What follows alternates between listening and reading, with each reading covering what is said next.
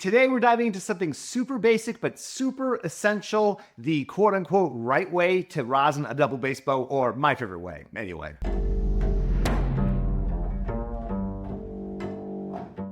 This idea came to me from my friend and colleague Christian Fabian. He actually called me up and had a trout quintet rehearsal in like an hour, and he was just asking, how do we really get this and perfect? And I realized as we were chatting, this is a great idea for a video. Why did I not do this before? By the way, we dig into topics like this every week in our email newsletter. If you're not on the list, consider subscribing, and the link's in the description below. So before we rosin, let's get our bow hair tension right. And I've done a whole video about this, so they'll be brief. So we don't want it completely loose so we can see all the hairs flopping around. We don't want it completely tight so that the stick and the hair are parallel to each other. We want it so that there is a little bit of bounce. If we tap it with our nail or something like that, there's just like a little bit of nice bounce back. When we put the bow on the string, we want to almost be able to bring the stick to the hair when we're playing like forte, but not quite. That's my general rule of thumb. Every player will have a different preference.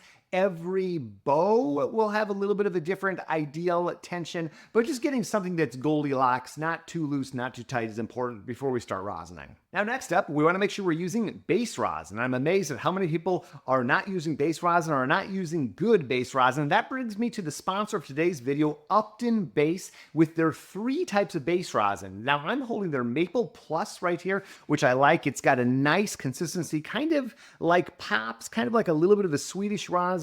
Their first formula, Maple, I also like. It's a little bit darker in color, and it's got maybe a little bit more of that Swedish characteristic. Both are quite sticky. And then Upton also has this finishing rosin, this honey, which I use maybe once a week just to give a little bit of zing to the sound. You can learn more in the description below, and thank you, Upton, for sponsoring the video. And now, whether you're using Upton rosin or another rosin, it's really important to make sure that this cake of rosin is fresh.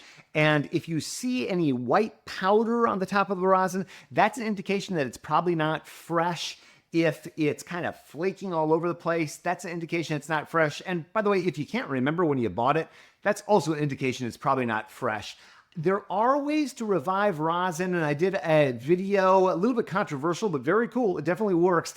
A method suggested to me by Indiana University bass professor Kurt Muroki. So that will revive your rosin, but I found that there are diminishing returns trying to revive your rosin. At a certain point, you're just sort of like kicking this lifeless piece of tree sap. And the best move, in my opinion, is just every 2 to 3 months, maybe 3 to 4 months, depending on the climate and your level of playing, just buy a new cake of rosin. It's the cheapest way to really optimize your sound. So for putting on base rosin, I like to take a cake and I like to peel off the little side of the paper if we're using these ketchup packet type of things like Upton is, or if you have a silicone case, just peel it back. But I like to get a corner of the rosin, and then I plant the bow here and I play down bow. Really, I start here and I go from frog to tip, and I've found, and talking to lots of players, that kind of the best move is about 3 strokes of rosin. The wonderful bass teacher at Rice University here in the States, Tim Pitts, I believe he's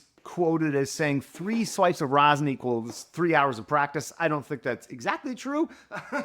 Tim doesn't either, probably, but there is some truth to that for sure. I carry a couple of things with me at all times for rosin maintenance and bow hair maintenance. A simple black comb with either the wide end or the narrow end. I usually use the narrow end, and I almost every time I rosin just run this through the hair a couple of times, and then maybe once a week I'll take out this little nail brush. You can get them from Whole Foods or online and other places, and I'll just really get in there and kind of work through that. I find that this in particular, it kind of removes any dusty rosin buildup while keeping the sticky quality of rosin. And you can do it before you rosin, you can do it after you rosin, you can do it both if that's your jam. But these 2 devices, very simple, very cheap, they have helped me a ton. So once I've done this, I put the bow on the string and I test. Can I grab that string? Can I move it back and forth from side to side? Can I let it ring, get a nice pull without feeling like I'm trying to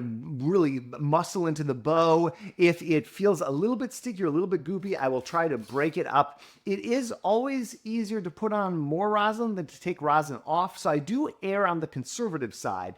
And a lot of this has to do with what time of year is it? What kind of climate do you live in? Is it super humid and muggy and the air conditioning doesn't work so well? Well, look out with the rosin. And especially with base rosin, you can get your base rosin to a point where it's almost like glue, and you'll put it on the bow and it like turns your bow hair into like this pencil sized tube or maybe like a sheet of glass. By the way, getting your perfect rosin is very much a work in progress throughout your practice session or rehearsal or performance. If you look at any professional bass player playing arco in a symphony or otherwise, you will see that they are putting on probably a lot more rosin or a lot more frequently than the other string players. It's just the nature of the beast with bass. So I always have my rosin out on stage. I am always trying to figure out if and when I need some. I'm trying to make sure that I don't go bananas and put way too much on at the beginning of a concert and then I have to play piano and it sounds terrible. I'm also trying to make sure that I don't have some giant